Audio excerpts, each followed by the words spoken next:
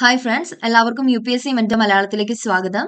ഇന്നത്തെ വീഡിയോയിൽ നമ്മൾ UPSCയുടെ അതായത് 2026 ആണെങ്കിലും UPSCയുടെ സിവിൽ സർവീസ് UPSC നടത്തുന്ന സിവിൽ സർവീസ് എക്സാമിനേഷന്റെ സിലബസ് എങ്ങനെയാണ് മനസ്സിലാക്കുക എന്നാണ് നോക്കാൻ പോകുന്നത്. സോ നമുക്ക് വീഡിയോയിലേക്ക് പോകാം. അതിനുവേണ്ടി ചാനൽ ആരെങ്കിലും സബ്സ്ക്രൈബ് ചെയ്തിട്ടില്ലെങ്കിൽ സബ്സ്ക്രൈബ് ചെയ്ത് സപ്പോർട്ട് ചെയ്യുക. ഫർദർ നോട്ടിഫിക്കേഷൻസിനായിട്ട് ബെല്ലൈക്കൺ കൂടി ഒന്ന് പ്രസ് ചെയ്യുക. 2026 വേണ്ടിയിട്ടുള്ള UPSCയുടെ എല്ലാ സബ്ജക്ട്സിന്റെയും ക്ലാസ്സസ് നമ്മൾ യൂട്യൂബിൽ അപ്ലോഡ് ചെയ്യുന്നതാണ്. കാണുന്നുള്ളവരൊക്കെ എന്ത് ചെയ്യുക, കണ്ടു നോക്കുക. അതുപോലെ തന്നെ നോട്ട്സും അവൈലബിൾ ആണ്, വേണമെന്നുള്ളവർ വാങ്ങാം. ഓക്കെ, പെയ്ഡ് നോട്ട്സ് ആണ്, പക്ഷെ വളരെ അഫോർഡബിൾ ആയിട്ടുള്ള റേറ്റിലാണ് നമ്മൾ കൊടുക്കുന്നത്. അപ്പൊ എന്ത് ചെയ്യുക, ഞാൻ എൻ്റെ വാട്സ്ആപ്പ് ഗ്രൂപ്പിന്റെ ലിങ്ക് ഡിസ്ക്രിപ്ഷനിൽ കൊടുത്തേക്കാം. അതുവഴി അതിൽ ജോയിൻ ചെയ്തിട്ട് എനിക്ക് പ്രൈവറ്റ് മെസ്സേജ് ചെയ്താലും മതിയാവും. ഓക്കെ, നമുക്ക് നോക്കാം, സിലബസ് നോക്കാം. ഇതാണ് UPSCയുടെ പ്രിലിംസിന്റെ സിലബസ് വരുന്നത്. പിന്നെ മെയിൻസിന്റെ ഉണ്ട്, ഓപ്ഷണൽ സബ്ജക്ട്സിന്റെയും സിലബസ് കൊടുത്തിട്ടുണ്ട്. പ്രിലിംസിന്റെ സിലബസിൽ പേപ്പർ 1 ഉണ്ട്, പേപ്പർ 2 ഉണ്ട്. പേപ്പർ 1 എന്ന് പറയുന്നത് 200 മാർക്കിലാണ്. അതിന്റെ ടൈം ഡ്യൂറേഷൻ എന്ന് പറയുന്നത് 2 hours ആണ്. അതുപോലെ തന്നെ പേപ്പർ 2 200 മാർക്കിലാണ്. ടൈം ഡ്യൂറേഷൻ വരുന്നത് 2 hours ആണ്. അപ്പൊ പേപ്പർ 1 2 hours ടൈം ഡ്യൂറേഷൻ ഉണ്ട്. ഇതിൽ നമുക്ക് ഒത്തിരി സബ്ജക്ട്സ് പഠിക്കാനായിട്ടുണ്ട്. കറണ്ട് അഫയേഴ്സ് പഠിക്കണം, അതുപോലെ ഹിസ്റ്ററി പഠിക്കാനുണ്ട്, ജോഗ്രഫി, പൊളിറ്റി, പിന്നെന്താണ് എക്കണോമിക്സ് പഠിക്കാനുണ്ട്, പിന്നെ environment and ecology, general science, ഇതൊക്കെ നമുക്ക് പഠിക്കാനായിട്ടുണ്ട്. ഇതിൽ general issues on environment, ecology, biodiversity and climate change, ഇവിടെ പറഞ്ഞിരിക്കുന്നത് that do not require subject specialisation. അപ്പൊ ഇതൊരു GK ടൈപ്പ് ആണ്. അപ്പൊ എന്ത് പഠിക്കുക, അത്യാവശ്യം ഒരു ബേസിക് നോളജ് ഇതിനെ കുറിച്ചൊക്കെ ഉണ്ടാക്കി വെച്ചിരിക്കുക, അത്രേ ഉള്ളൂ. ഈ ഒരു ടോപ്പിക്കിൽ general issues on environment, ecology, biodiversity and climate change, ഇതൊക്കെ എന്ത് ചെയ്യുക, അത്യാവശ്യം കറണ്ട് അഫയേഴ്സ് നോക്കുക, കുറെ ബേസിക് ആയിട്ടുള്ള കാര്യങ്ങൾ പഠിച്ചു വെക്കുക. പിന്നെ ബാക്കിയുള്ളതൊക്കെ കുറെ കാര്യങ്ങൾ നമുക്ക് എന്ത് ചെയ്യാനുണ്ട്, പഠിക്കാനായിട്ടുണ്ട്. കറണ്ട് അഫയേഴ്സ് ആണെങ്കിലും ഒരു 1.5 വർഷത്തെ എന്ത് ചെയ്യുക, കറണ്ട് അഫയേഴ്സ് നോക്കുക. പിന്നെ ബാക്കിയുള്ള കാര്യങ്ങൾ, അതായത് പ്രിലിംസിന്റെ ഈ GS സിലബസ് പഠിക്കാനുള്ള ഏറ്റവും യൂസ് ആവുന്നതെന്ന് പറയുന്നത് മെയിൻസിന്റെ സിലബസ് വെച്ചിട്ട് പ്രിലിംസിന്റെ GS സിലബസ് പഠിക്കുക.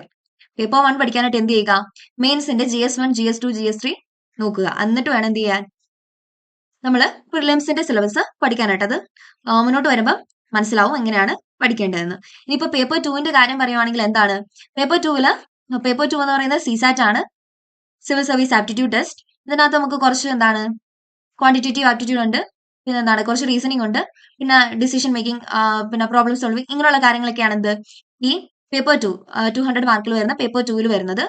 ഇതിൽ ഇതൊരു ക്വാളിഫയിങ് ടൈപ്പ് എക്സാമിനേഷൻ ആണ്. അതായത് 33% മാർക്ക് മതി എന്ത് ചെയ്യാൻ, നമ്മുടെ പേപ്പർ 2ൽ വിജയിക്കാനായിട്ട്. അപ്പൊ എന്ത് ചെയ്യുക, ഒരു 33% മാർക്ക് മേടിച്ചാൽ എന്താവും, നമ്മൾ പേപ്പർ 2ന് പാസ്സാവും. അത്യാവശ്യം ഒരു മാത്സ് ബാക്ക്ഗ്രൗണ്ടിൽ നിന്ന് വരുന്ന ആളുകൾക്കെല്ലാം പേപ്പർ 2 നല്ല എളുപ്പമായിരിക്കും. അല്ലാത്തവൻ എന്ത് ചെയ്യുക, നന്നായിട്ട് ഡെയിലി പ്രാക്ടീസ് ചെയ്യുക. പേപ്പർ 2 എന്താ ചെയ്യാം, നമുക്ക് ക്ലിയർ ആക്കാനായിട്ട് പറ്റും. പിന്നെ ഒരു ഇഷ്യൂ വരുന്ന എവിടെയാണ്, ഈ പേപ്പർ 1ലാണ്.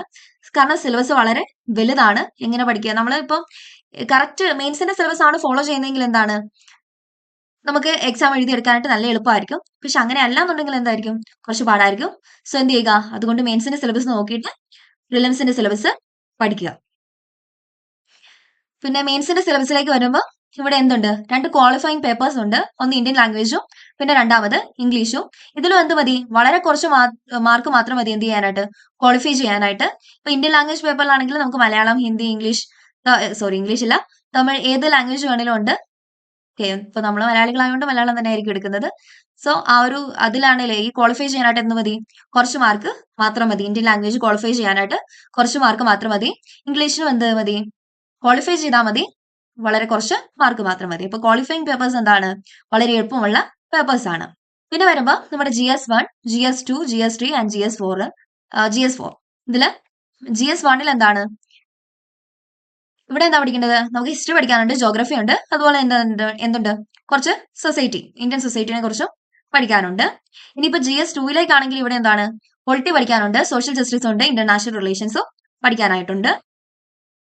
ഇനിയിപ്പം GS പേപ്പർ 3ൽ പഠിക്കാനുള്ളത്, technology, economic development, biodiversity, environment, security, disaster management, ഇങ്ങനെയുള്ള കാര്യങ്ങളാണ് പേപ്പർ 3ൽ പഠിക്കാനുള്ളത്. ഇതിൽ കുറച്ച് കൂടുതൽ കറണ്ട് അഫയേഴ്സ് ഫോക്കസ് ചെയ്താൽ മതിയാവും GS3ൽ.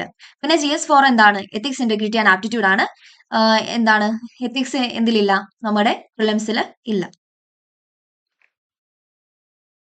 നമുക്ക് മെയിൻസിന്റെ സിലബസ് നോക്കാം. GS1ൽ നമുക്ക് എന്താ ഹിസ്റ്ററി ആണ് പഠിക്കാനുള്ളത്. പിന്നെ എന്തുണ്ട്, ജോഗ്രഫി ഉണ്ട്, വേൾഡ് ഉണ്ട്, അല്ല സോറി, ഇന്ത്യൻ സൊസൈറ്റി ഉണ്ട്. ഇതിൽ ഹിസ്റ്ററി എന്തൊക്കെയാണ് പഠിക്കാനുള്ളത്? ഇന്ത്യൻ ഹിസ്റ്ററി ഉണ്ട്, വേൾഡ് ഹിസ്റ്ററി പഠിക്കാനുണ്ട്, അതുപോലെ തന്നെ ജോഗ്രഫി ആണെങ്കിലും ഇന്ത്യൻ ജോഗ്രഫി പഠിക്കാനുണ്ട്, വേൾഡ് ജോഗ്രഫി പഠിക്കാനുണ്ട്, അതുപോലെ തന്നെ എന്തുണ്ട്, ഫിസിക്കൽ ജോഗ്രഫി പഠിക്കാൻ ഉണ്ട്. പിന്നെ എന്താണ്, സോ ഇന്ത്യൻ സൊസൈറ്റി പഠിക്കണം. ഒരു ഈ സം ബേസിക് ഐഡിയാസ് അബൌട്ട് എന്താണ് പോവർട്ടി അങ്ങനെയുള്ള കാര്യങ്ങളെ കുറിച്ച് എന്തുണ്ടായിരിക്കണം, കുറച്ച് ബേസിക് ഐഡിയ ഉണ്ടായിരിക്കണം. പിന്നെന്താണ്, ഓക്കെ, ഇതിലെ ടോപ്പിക്സ് ഒക്കെ ഇത് എന്ത് ചെയ്യും, ഇങ്ങനെ പഠിക്കാനാണ് മനസ്സിലാക്കാനായിട്ടുള്ള ഏറ്റവും വലിയ കാര്യം എന്ന് പറഞ്ഞാൽ ജസ്റ്റ് ഓരോ ടോപ്പിക്കിനും ഓരോ നമ്പർ കൊടുക്കുക. ഇപ്പൊ ആദ്യത്തെ ടോപ്പിക്കിന് ഒരു നമ്പർ കൊടുക്കുക, രണ്ടാമത്തെ ടോപ്പിക്കിന് അങ്ങനെ ഒരു നമ്പർ കൊടുക്കുക. പിന്നെ എന്താണ് ഈ ലാസ്റ്റ് ടോപ്പിക്കുകളിലേക്ക് വരുമ്പോൾ ഇതൊക്കെ എന്താണ്, കുറച്ച് വലിയ ടോപ്പിക്കുകളാണ്. സിലബസ് തന്നിരിക്കുന്നത് കുറച്ച് വലുതാണ്. ഇപ്പൊ ഇതെന്ത് ചെയ്യുക, ഇതിനെ ഡിവൈഡ് ചെയ്യുക, രണ്ടായിട്ട് ഡിവൈഡ് ചെയ്യുക. ഇപ്പൊ distribution of key natural resources across the world including South Asia and the Indian subcontinent. പിന്നെ എന്താണ്, factors responsible for the location of primary, secondary and tertiary sector industries in various parts of the world including India. ഇതെന്താണ്, ഇത് കുറച്ച് വലിയ ഒരു topic ആണ്. അപ്പൊ ഇതിന് എന്ത് ചെയ്യുക, രണ്ടായിട്ട് ഡിവൈഡ് ചെയ്യുക. അപ്പൊ ഇതിനകത്ത് എന്തൊക്കെയാണ് പഠിക്കാനുള്ളത്, നമ്മൾ എന്ത് പഠിക്കണം, കീ നാച്ചുറൽ റിസോഴ്സസും പഠിക്കണം, അതുപോലെ തന്നെ എന്താണ്, ലൊക്കേഷൻ ഓഫ് ഇൻഡസ്ട്രീസും പഠിക്കണം. ഈ ലൊക്കേഷൻ ഓഫ് ഇൻഡസ്ട്രീസ് പഠിക്കുമ്പോൾ അതിലെന്തുണ്ട്, ഇതിലൊരു എക്കണോമിക് ആസ്പെക്ട് ഉണ്ട്, അതുപോലെ തന്നെ ഒരു ഹിസ്റ്റോറിക്കൽ ആസ്പെക്ട് ഉണ്ട്, ഒരു പൊളിറ്റിക്കൽ ആസ്പെക്റ്റും ഉണ്ട്. ഇത് നമുക്ക് എങ്ങനെ മനസ്സിലാവും, നമ്മൾ പഠിച്ചു വരുമ്പോഴേ ഈ കാര്യങ്ങളൊക്കെ നമുക്ക് എന്ത് ചെയ്യാൻ പറ്റത്തുള്ളൂ, മനസ്സിലാക്കാനായിട്ട് പറ്റത്തുള്ളൂ. അപ്പൊ എന്താണ്, എന്താണ് നല്ല രീതിക്ക് മനസ്സിലാക്കി വെക്കുക, ഓരോന്നിനും ഓരോ നമ്പർ ഇടുക. നമ്മളിവിടെ ഡിവൈഡ് ചെയ്യുകയാണെങ്കിലും അതിന് ഓരോ നമ്പർ കൊടുത്തിട്ട് ഓരോ ടോപ്പിക്കുകളും പഠിച്ച് പോവുക. ഇനിയിപ്പം GS2 നോക്കുകയാണെങ്കിൽ ഇവിടെ എന്താണ് നമുക്ക് പഠിക്കാനുള്ളത്, പൊളിറ്റി ആണ്. പിന്നെ എന്താണ്, സോഷ്യൽ ജസ്റ്റിസ്, ഇന്റർനാഷണൽ റിലേഷൻസ് തുടങ്ങിയ കാര്യങ്ങളാണ് പഠിക്കാനുള്ളത്. ഇതിപ്പോ എന്താണ്, ഇപ്പം comparison of Indian constitution scheme with that of other countries എന്ന് പറഞ്ഞിട്ട് ഒരു ടോപ്പിക് കൊടുത്തിട്ടുണ്ട്. ഇതില് ഇത്രയേ ആകെപ്പാടി ഈ ടോപ്പിക്കിൽ കൊടുത്തിട്ടുള്ളൂ. പക്ഷെ ഇത് എങ്ങനെ നമുക്ക് മനസ്സിലാക്കാം, ഇവിടെ പറയുന്നത് എന്താണ്, comparison of Indian constitution scheme with that of other countries. പക്ഷെ ഏത് കൺട്രി ആയിട്ടാണ് നമ്മുടെ കോൺസ്റ്റിറ്റ്യൂഷനെ നമ്മൾ കമ്പയർ ചെയ്യേണ്ടത് എന്ന് ഇവിടെ പറഞ്ഞിട്ടില്ല. അങ്ങനെ അത് മനസ്സിലാക്കാനുള്ള ഏറ്റവും നല്ല മാർഗം എന്ന് പറയുന്നത് ഗൂഗിൾ സെർച്ച് ചെയ്യുക എന്നുള്ളതാണ്. ഗൂഗിൾ സെർച്ച് ചെയ്താൽ മാത്രമേ എന്ത് കിട്ടത്തുള്ളൂ, സബ് ടോപ്പിക്കുകൾ നമുക്ക് കിട്ടത്തുള്ളൂ. ഇതിപ്പം ഈ ഒരു comparison of Indian constitution scheme with that of other countries എന്നുള്ള ഈ ഒരു ടോപ്പിക്കിൽ മാത്രമല്ല, എല്ലാ ടോപ്പിക്കും ഇപ്പൊ GS1 ആയിക്കോട്ടെ, GS2 ആയിക്കോട്ടെ, എല്ലാം എന്ത് ചെയ്യുക, ഈ സിലബസ് തന്നിരിക്കുന്നത് ഗൂഗിൾ സെർച്ച് ചെയ്ത് നോക്കുക. അപ്പൊ എന്ത് കിട്ടും, നമുക്ക് സബ് ടോപ്പിക്കുകൾ കിട്ടും. അതായത് ഈ സബ് ടോപ്പിക്കുകളാണ് എന്ത് UPSCയുടെ ഹിഡൻ സിലബസ് എന്ന് പറയുന്നത്. ഇത് മാത്രം പഠിച്ചിട്ട് വല്ല കാര്യമുണ്ടോ, ഇല്ല. നമ്മൾ എന്ത് നോക്കണം, ഇവിടെ ഏത് കൺട്രീസും ആയിട്ടാണ് നമ്മൾ എന്താണ് കോൺസ്റ്റിറ്റ്യൂഷനെ കമ്പയർ ചെയ്യേണ്ടതെന്ന് പറഞ്ഞിട്ടില്ല. ഇപ്പൊ UK ആയിട്ട് ചെയ്യണം, USA ആയിട്ട് ചെയ്യണം, സൗത്ത് ആഫ്രിക്കയായിട്ടും ജപ്പാനായിട്ടും ഒക്കെ നമ്മൾ എന്ത് ചെയ്യണം, കമ്പയർ ചെയ്യണം. ഇതൊക്കെ മനസ്സിലാവണമെങ്കിൽ എന്ത് ചെയ്യണം, നമ്മൾ ഇത് ജസ്റ്റ് ഗൂഗിൾ സെർച്ച് ചെയ്ത് കണ്ടുപിടിക്കണം. പിന്നെ PYQs ഒക്കെ നോക്കണം. എന്നാൽ മാത്രമേ എന്ത് ചെയ്യാൻ പറ്റത്തുള്ളൂ, നമുക്ക് ഇങ്ങനെയുള്ള ടോപ്പിക്കുകളിൽ സബ് ടോപ്പിക്കുകൾ ഉണ്ടെന്നുള്ള കാര്യം മനസ്സിലാക്കത്തുള്ളൂ. പിന്നെ എന്താണ് ഇവിടെ പഠിക്കേണ്ടത്, നമ്മുടെ ഇന്ത്യൻ കോൺസ്റ്റിറ്റ്യൂഷന്റെ ഫീച്ചേഴ്സ് പഠിച്ചാൽ മാത്രമേ എന്ത് ചെയ്യാൻ പറ്റത്തുള്ളൂ, നമുക്ക് ഈ ഫീച്ചേഴ്സുമായിട്ട് വേറൊരു രാജ്യത്തിന്റെ കോൺസ്റ്റിറ്റ്യൂഷനെ കമ്പയർ ചെയ്യാനായിട്ട് പറ്റത്തുള്ളൂ. അപ്പൊ ഇവിടെ രണ്ട് കാര്യങ്ങൾ പഠിക്കണം, ഇന്ത്യൻ കോൺസ്റ്റിറ്റ്യൂഷന്റെ ഫീച്ചേഴ്സും അല്ലെങ്കിൽ കോൺസ്റ്റിറ്റ്യൂഷൻ സ്കീം അങ്ങനെയുള്ള കാര്യങ്ങൾ പഠിക്കണം. അതുപോലെ തന്നെ എന്താണ്, ഏതൊക്കെ രാജ്യങ്ങളുമായിട്ടാണ് നമ്മുടെ ഇന്ത്യൻ കോൺസ്റ്റിറ്റ്യൂഷനെ കമ്പയർ ചെയ്യേണ്ടത് എന്നുകൂടി എന്ത് ചെയ്യണം, പഠിച്ച് വെക്കണം. അപ്പൊ എന്താണ്, ഇതൊരു ചെറിയ ടോപ്പിക് ആണ് തന്നിരിക്കുന്നത്. പക്ഷെ ഇവിടെ എന്തോരമുണ്ട്, കുറെ കാര്യങ്ങൾ പഠിക്കാനായിട്ട് ഉണ്ട്. ഇങ്ങനെ വേണം എന്ത് ചെയ്യാൻ, UPSCയുടെ സിലബസിനെ മനസ്സിലാക്കാനായിട്ട്.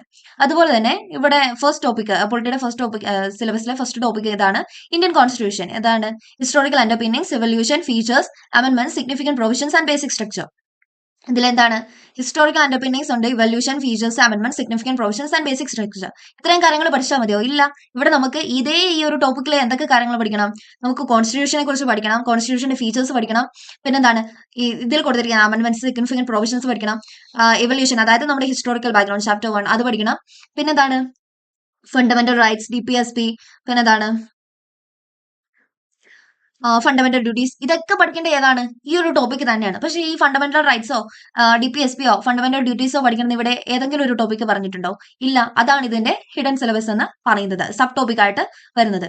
സോ എന്ത് ചെയ്യുക, ഏതെങ്കിലും ഒരു കോച്ചിങ് ഇൻസ്റ്റിറ്റ്യൂട്ട് കൊടുത്തിരിക്കുന്ന നോട്ട് പഠിക്കുന്നതിന് പോലെ എന്ത് ചെയ്യുക, സബ് ടോപ്പിക്കുകൾ കൂടി കൂട്ടിയിട്ട് നോക്കിയിട്ട് പഠിക്കുക. ഇപ്പൊ നമ്മളാണെങ്കിൽ നോട്ട്സിനകത്ത് എന്താണ്, സബ് ടോപ്പിക്കുകൾ ആഡ് ചെയ്തിട്ടാണ് നോട്ട്സ് കൊടുക്കുന്നത്. സോ അത് വേണമെന്നുണ്ടെങ്കിൽ എന്ത് ചെയ്യുക, എന്നെ കോൺടാക്ട് ചെയ്യുക. ഇത്രയും കാര്യങ്ങളൊക്കെ ഉള്ളൂ. ഓരോ കാര്യങ്ങൾ അപ്പൊ സിലബസ് മനസ്സിലാക്കിയിട്ട് വേണം എന്ത് ചെയ്യാൻ, എക്സാമിന് പ്രിപ്പയർ ചെയ്യാനായിട്ട്. ഓരോ ഓരോ ടോപ്പിക്കും എന്ത് ചെയ്യുക, കുറച്ച് ടൈം എടുക്കും, എന്നാലും എന്ത് ചെയ്യുക, ഓരോ ടോപ്പിക്കും ഗൂഗിൾ സെർച്ച് ചെയ്യുക, നല്ല രീതിയിൽ വായിച്ച് മനസ്സിലാക്കുക. അതുപോലെ തന്നെ എന്ത് ചെയ്യുക, ഒരു പ്രിന്റ് ഔട്ട് എടുത്തിട്ട് നമ്മുടെ സ്റ്റഡി ടേബിളിൽ വെക്കുക. അത് എപ്പോഴും ഉണ്ടായിരിക്കണം. UPSCയുടെ അല്ല, ഏത് എക്സാമിന്റെ സിലബസ്, ഏത് എക്സാമിന് വേണ്ടിയിട്ടാണോ പഠിക്കുന്നത് ആ എക്സാമിന്റെ സിലബസിന്റെ ഒരു പ്രിന്റ് ഔട്ട് നമ്മുടെ കയ്യിൽ അല്ലാതെങ്കിൽ നമ്മുടെ സ്റ്റഡി ടേബിളിൽ എപ്പോഴും എന്ത് ചെയ്യുക, ഉണ്ടായിരിക്കണം. പിന്നെ അതുപോലെ തന്നെ GS പേപ്പർ 3യുടെ ജനറൽ സ്റ്റഡീസ് 3 നോക്കുവാണെങ്കിൽ ഏതാണ്, അവിടെ technology, economic development, biodiversity, environment, security and disaster management ഒക്കെയാണ് വരുന്നത്. ഇവിടെ എന്താണ്, നമ്മൾ കുറച്ച് കറണ്ട് അഫയേഴ്സ് കൂടുതൽ ഫോക്കസ് ചെയ്യണം. പിന്നെ എന്താണ്, കുറെ ഗവൺമെന്റ് സ്കീംസ് ഒക്കെ ഉണ്ട്, അങ്ങനെയുള്ള കാര്യങ്ങൾ എന്ത് ചെയ്യുക, കൂടുതൽ ഫോക്കസ് ചെയ്യുക. GS പേപ്പർ 3 കറണ്ട് അഫയേഴ്സ് നല്ല രീതിക്ക് നോക്കുക. അതുപോലെ തന്നെയാണ് എക്കണോമിക് സ്കീംസ് അങ്ങനെയുള്ള കാര്യങ്ങളൊക്കെ നോക്കുക. പിന്നെ GS4ന്റെ കാര്യം പറയണ്ടല്ലോ, നമുക്ക് പ്രിലിംസിനില്ല, മെയിൻസിനേ ഉള്ളൂ. നല്ല രീതിക്ക് പഠിക്കുക. ഒരു മാസമൊക്കെ മതി എന്ത് ചെയ്യാന്, എത്തിക്സ്, ഇന്റഗ്രിറ്റി, ആപ്റ്റിറ്റ്യൂഡ് പഠിച്ചു വെക്കാനായിട്ട്. ഓക്കെ, അപ്പൊ ഇത്രയും കാര്യങ്ങളേ ഉള്ളൂ.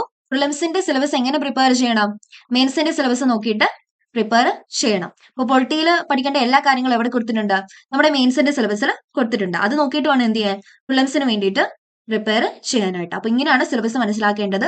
സബ് ടോപ്പിക്കുകളുണ്ട്, അത് മനസ്സിലാക്കാൻ എന്ത് ചെയ്യുക, ഗൂഗിൾ സെർച്ച് ചെയ്ത് നോക്കുക. കുറച്ച് ടൈം എടുക്കും, എന്നാലും എന്ത് ചെയ്യാൻ പറ്റും, നമുക്ക് ഒരു 1-2 ദിവസം മതി, അല്ല ഒരു ദിവസം മതി എന്ത് ചെയ്യാൻ, ഇത് കംപ്ലീറ്റ് സിലബസ് ഗൂഗിൾ സെർച്ച് ചെയ്യാനോ അതിന്റെ സബ് ടോപ്പിക്കുകൾ മനസ്സിലാക്കാനും അല്ല PYQs നോക്കാനൊക്കെ ആയിട്ട് ഒത്തിരി സമയമൊന്നും വേണ്ട. അപ്പൊ അതൊക്കെ ഒന്ന് ചെയ്ത് നോക്കി നല്ല രീതിക്ക് സിലബസ് മനസ്സിലാക്കിയിട്ട് മാത്രം എക്സാം എഴുതുക. അപ്പൊ ഇത്രയും കാര്യങ്ങളൊക്കെ ഉള്ളൂ. വീഡിയോ ഉപകാരപ്പെട്ടു എന്ന് പ്രതീക്ഷിക്കുന്നു. ചാനൽ എല്ലാവരും ഒന്ന് സബ്സ്ക്രൈബ് ചെയ്ത് സപ്പോർട്ട് ചെയ്യുക. അതുപോലെ തന്നെ എന്താണ്, നോട്ട്സ് അവൈലബിൾ ആണ്, പ്ലസ് ഗൈഡൻസും അവൈലബിൾ ആണ്. വേണമെന്നുള്ളവരൊക്കെ എന്ത് ചെയ്യുക, എന്നെ കോൺടാക്ട് ചെയ്യുക. ഞാൻ എന്റെ വാട്സ്ആപ്പ് ഗ്രൂപ്പിന്റെ ലിങ്ക് കൊടുത്തേക്കാം.